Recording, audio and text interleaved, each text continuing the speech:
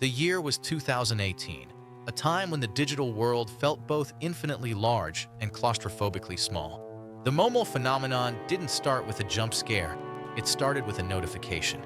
A soft ping in the middle of a Tuesday afternoon. Teenagers across South America, then Japan, and eventually the West began reporting a strange contact appearing on WhatsApp. The name was always the same, Momo. The profile picture was the thing of nightmares, a distorted, avian humanoid face with stringy black hair and eyes that occupied half of its skull. In the beginning, it was a game of digital Bloody Mary. You didn't find Momo, you invited her. You had to find the cursed numbers whispered about on Reddit threads and 4chan boards. You had to send the first message. You had to ask, "Are you there?" If you were lucky, the message stayed on sent. If you weren't, the two gray checks turned blue. Momo was typing.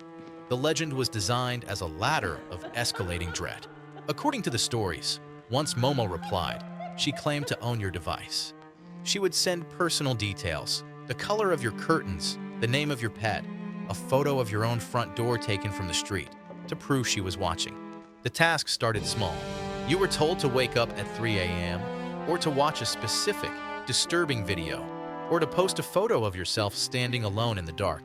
But as the days progressed, the demands turned dark.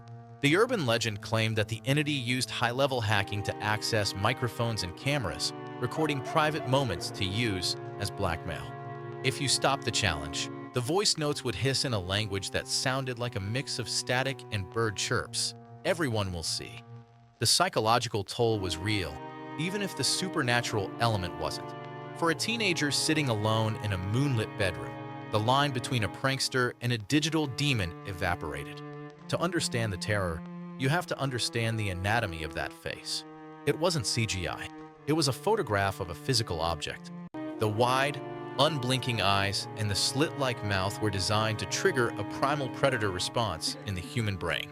The sculpture, created by Keisuke Aisawa for the Japanese special effects firm Link Factory, was titled Mother Bird. It was based on the ubyum from Japanese folklore, the spirit of a woman who returns to the world of the living. In the folklore, the ubyum is a tragic figure. In the internet's hands, she became a malicious entity that lived in the wires. The mother bird was no longer looking for her lost child. She was looking for you. By 2019, the story had escaped the niche corners of the internet and hit the mainstream news. This is where the story shifts from a ghost story to a mass moral panic. Schools sent out frantic emails to parents. Police departments in the UK and the US issued official warnings. Rumors swirled that clips of the character were being spliced into innocent children's videos, like Peppa Pig or gaming tutorials. Parents were terrified that their children were being influenced by a digital entity into performing dangerous acts. The air felt heavy with suspicion. Every time a child looked at a smartphone, parents wondered if those bulging eyes were looking back. The legend had become a digital virus, spreading faster through the fear of adults than it ever did through the curiosity of kids. As with all urban legends, the light of investigation eventually burned away the shadows. Fact-checkers and internet historians began to pull the threads apart. They found that while there were thousands of people talking about the danger, there was almost zero evidence of anyone actually being harmed by a Momo entity. The hacked videos on YouTube were mostly re-uploads by trolls looking for views after the news reports made the character famous. In 2019, Keisuke Aisawa, the creator of the original sculpture, spoke out. He revealed that the sculpture had long since rotted away and been thrown in the trash.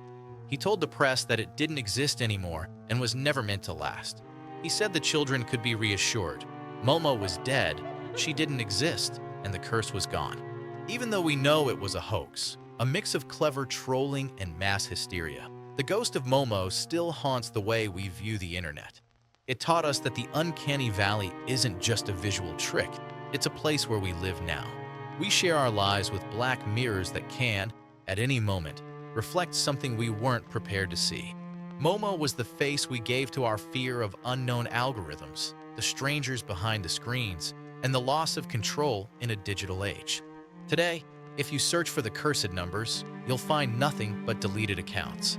But sometimes, when the house is quiet and your phone lights up with an unknown notification in the middle of the night, you might find yourself hesitant to pick it up.